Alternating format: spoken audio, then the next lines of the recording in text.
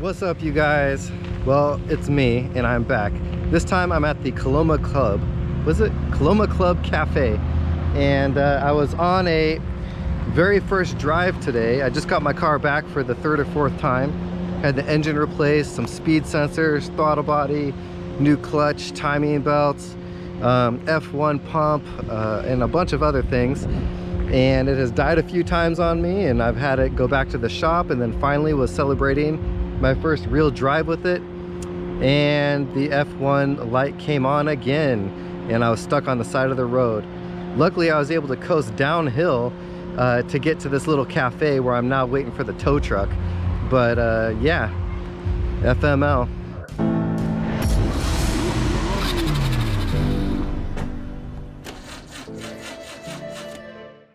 I know it has been forever since I've updated you guys, and I'm getting a lot of text and messages on my last videos wondering, what did you decide? Are you going to fix the car? Or, I mean, are you going to turn it into an EV? Or what's going on? And that was the end of April 2023. It has been going on since then. Throughout this video, I'm not going to actually name the companies who I've been working with yet. Really, I still sort of don't know what's going on. As you can see, there's no Ferrari behind me. That's because it's at a shop right now. That seems to have been the case actually since May 9th actually. So let me tell you what happened. After my last video, someone had called me and said, we found a wrecked Ferrari 360. It just has some front end damage, but the engine and the gearbox is still really intact and in great shape. We'll make you a really good deal if you buy both of them. And I was like, well, shoot, I think this is the way I'm gonna go. Because the engine had less miles than my current one. Then I wouldn't have to spend all this money diagnosing and taking apart and trying to figure out what the heck was going on with mine. Mine had a lot of crankshaft end float, and they would have to basically take apart the lower part of the motor just to kind of start seeing what's going on, what caused that. That's not a common thing for the Ferrari 360s. I thought, well, if we could just unbolt everything and put in a new version, that would solve a lot of my problems. Not everything, but the major stuff. I had the car towed May 9th to a shop, and first off, I want to say that I did reach out to Salerno Motorsports when this offer came to me because I wanted to see if they wanted to take on this project. Unfortunately, they were very busy and they had recommended me a few shops. So I called around about 5 or 6 different places just to see who can actually do this. Because, you know, these cars, they're a little finicky. They take some time. It's not just a straight unbolting and, you know, putting it back in the car. Finally, I found a shop who was willing to do it within like a week. And I thought this is a perfect fit. In fact, they were just down the street from the parts company. So everything was close by, actually also near my office. So I could come to the shop, get some video clips so I could make an epic rebuild YouTube video about this, the whole restoration process. The mechanic actually went to the dismantler, checked out everything. We had determined that the car had been sitting for a very long time. The fuel that was left in it was bad. And you know that smell of bad gas? It has just a different odor to it. So we knew it had been sitting, but everything else seemed to really check off. I didn't know the clutch wear at the time, but I figured, well, I'll probably have to get a new clutch or something. I also needed timing belts. This parts company, they were really coming through. They said, Matt, we're gonna get you the timing belts, we're gonna get you the clutch. And I'm just like, geez, you guys, like, I am beyond the moon grateful for your generosity. So I cut them a very large check, and then I gave the mechanic 50% down. I said, let's get this started. And then that's kind of where things started getting more complicated, I guess, because then all of a sudden the engine wasn't ready. It was now, I had my car towed there, but we were still waiting on the engine. And I was like, well, I paid for this thing. Like, I know it's just down the street. Where, you know, where is it? And then about a week later, they finally gave it to the mechanic. And I was like, all right, this is cool. And then we had determined at that point that it did need a new clutch. So that's when the parts company came through and said, here you go. But unfortunately, it didn't come with a flywheel. So it wasn't a full clutch assembly kit. It was, like 2/3 of it. Unbeknownst to me, the mechanic decided to just polish up the existing flywheel and put it in. And so I was a little frustrated. I kind of wanted all new parts just to ensure that nothing weird happens. But, I trust this guy. I mean, he has a pedigree of working on these cars for many, many years. He works with a really talented mechanic who also has been kind of like the Ferrari 360 go-to guy. But then it's kind of like we're playing this cat and mouse game where, the parts are supposed to come in by a certain date, then they don't, and then it's weeks later and weeks later, and then it turns into like a month. Maybe this is just what it is, like I'm trying not to get super frustrated at the process because this isn't just some, run-of-the-mill mass produced car. There are limited quantities, things take a little longer. Some parts are coming from Italy. So I'm just, I'm trying to be patient. But at this point, I am getting frustrated. Like, people are saying they're going to do things when they're not. And then it's like, I can't razz them too much. I mean, some parts are sort of donated. Some parts, are just, I don't know what's taking so long. So anyway, I finally get the car back. They did a cooling fan replacement. They inspected the vehicle. The right side radiator fan is functioning, tested cooling fan circuit, found the left side cooling fan motor had failed and neither fan comes on at high speed. Transmission, F1 actuator assembly, engine oil cooler assembly, and clutch kit, timing belt, serviced the gearbox fluid and F1 system, added new coolant, power steering fluid, engine oil, changed with the filter. I picked up the car, gave him the remaining balance. So then I am over the moon excited that this car is finally back in my possession. It's working. And you know what? I'm going to pick up my daughter from school in it. She is not a kid who really cares too much about these fancy cars. But I kind of like to show her that if you persevere and push through something and don't give up, that you could finally achieve something that is important to you. This car is important to me. It's a major investment. Seems to be working okay. I'm picking her up and then it dies on me on the freeway. It's like 102 degrees outside. It goes into neutral, then into second gear, and it's stuck in second gear. So I'm pulled off on the side of the road. The CHP come and they were super nice. They gave me a bunch of cold ice water. And I said, hey, yeah, I'm waiting for my tow truck. Hopefully this thing can get on it, but it's stuck in second. And so anyway, I call up the mechanic and I'm like, hey, how do I get this back in neutral? Because we have to put it on the tow truck. And at this point, it's like 4 o'clock. They close at 5 p.m. And so I'm trying to figure out like how I can get it towed there on time, but because it's rush hour traffic and they run some codes and it turns out it's the F1 pump that is having an issue. All right, so he gives me a new quote because unfortunately, this sort of wasn't part of the original repairs or anything like that. He puts a new F1 pump in it. We have a couple new accumulators. The F1 system has been replaced.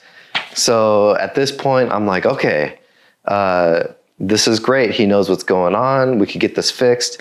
But what do you know? More delays on the parts. And so now he has it for quite some time again. And oh yeah, it's coming in at this date, but yeah, it's not. And then he's trying a different parts company. And then finally everything gets put in.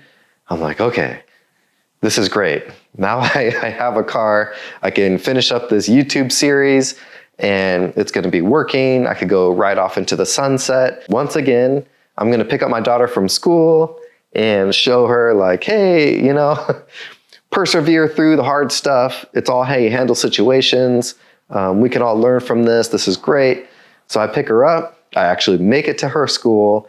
I'm parked there. She gets in and then we're coming home and then it dies again. This time as I'm trying to get onto my driveway and I'm just like, okay, I don't know. She's like 13 years old. She can't help me push a Ferrari up a driveway. I wait for this thing to cool down, It was flashing neutral, once again stuck in second gear. And this seems to be what the 360s do when they go into a limp mode kind of status. The computer is trying to protect everything, and it puts it into second, and just like it has to cool down before you can do anything. Wait a couple hours, and then it starts up. I'm able to put it in the garage. The next day, I have it towed back to the same mechanic. And keep in mind, I'm going to the same person because at this point, he knows the car in and out, and all the little bugs and the quirks and all this stuff. So, and plus he's warranting his work, which is great. So whatever happened, he's going to be able to figure out. So he actually pays for a tow truck to tow it back to the shop. And he goes, okay, well, oddly enough, it's these speed sensors. It wasn't necessarily part of the F1 system, but one connects to the gearbox. It had swollen up, and due to heat or something. And so he orders on his own dime, which I was grateful for, but he orders the newer versions of these speed sensors. And once again, the parts are supposed to be there in a few days. Now it's a few weeks. And he goes, Matt, I'm gonna go through the car, all the electrical, check all the connections, everything on this. And he also noticed that the throttle body on one of the bays of the engine wasn't making enough power. So he goes, well, I still have your old throttle body from the last engine, and that one's reading at a much higher efficiency. He put that in, it's running amazing. Now it's starting up like it never had started up before.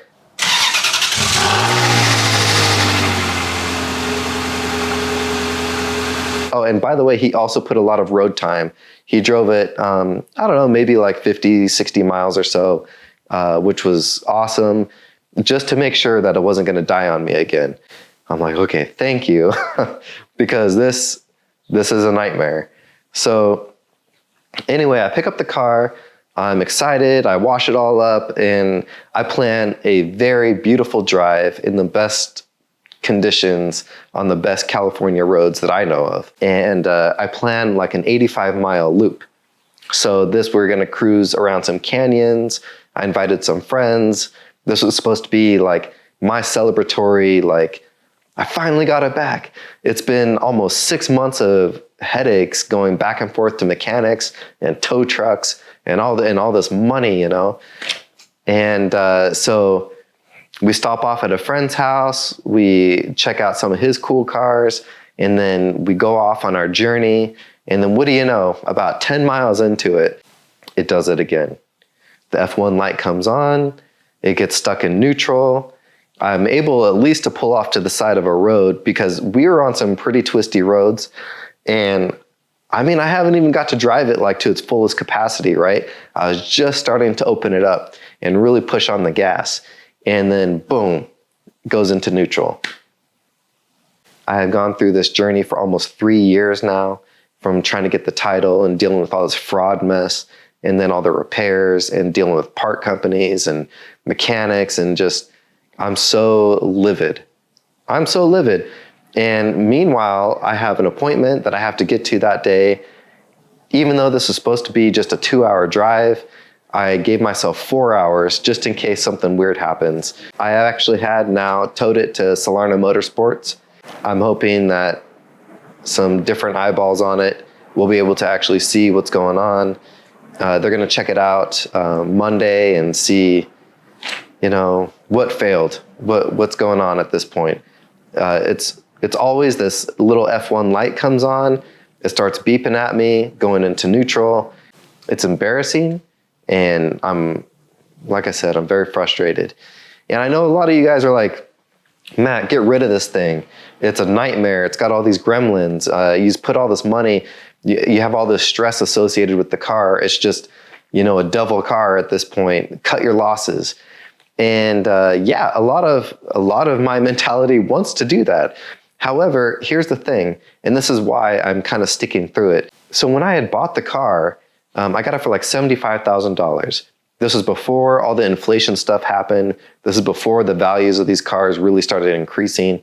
And now they're worth, you know, $120,000.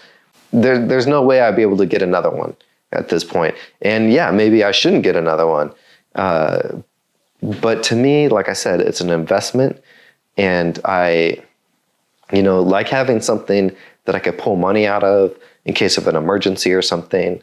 I just feel like I got to stick it out. And I know once the bugs are sorted out, it could be a very fun car, because even though I've probably only driven this thing about 200, 300 miles total, those few hundred miles are incredibly rewarding. They are awesome. Sure, I don't really trust it at this point. I'm always scared, like, geez, what's gonna happen? How far can I go in it until something happens again? But I'm hoping that Salerno can help me with this and see, what really is the issue. Is it just the whole computer system that needs to be replaced? So I'll keep you guys updated, but that's why I haven't been updating everyone for a long time. It's because I've been going through this, and every time I'm about to film a YouTube video update, something goes wrong. I want to do this to help other people out there if they're buying a supercar or a big purchase or are nervous about something, or maybe just you want to learn how to handle stress, because I feel like I have been able to handle this in a really good way to where it hasn't been affecting my whole entire life. It is just a car at the end of the day, and there are more important things out there. So until then, please like and subscribe. Thanks.